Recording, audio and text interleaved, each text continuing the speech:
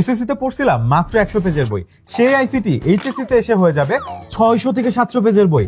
এখন বাজারে থাকা এই 600-700 পেজের বইয়ের মধ্যে থেকে কোন বইগুলো পড়লে তুমি তোমার এ প্লাস কনফার্ম করতে পারবে জানতে পারবে এই ভিডিওতে। মুজিবুর রহমান স্যারের বইটা কেন আমার বেশি ফেভারিট? শুরুতে দেখো এই বইটা কিন্তু অনেক বেশি কালারফুল, তার ফলে ইমেজগুলো কিন্তু আসলেই দেখতে কেমন সেটা তোমার জন্য বোঝাটা অনেক ইজি হবে। তার পাশাপাশি এখানে অনেক ধরনের ডায়াগ্রাম ইউজ করা হয়েছে, প্রচুর অঙ্ক আছে। এই অঙ্কগুলোকে এমন ভাবে এই বইয়ের মধ্যে ডিজাইন করে দেওয়া আছে যে আসলে তুমি বুঝতে পারবে কোন ধাপের পরে কোন ধাপ আসলে করতে হবে, কোন লাইনগুলো ইম্পর্টেন্ট সেগুলো অনেক সুন্দর করে কিন্তু এখানে কালার কোটিং করে দেওয়া আছে। সাধারণ চলিত ভাষায় কিন্তু বইয়ের জিনিসগুলোকে ব্যাখ্যা করা হয়েছে।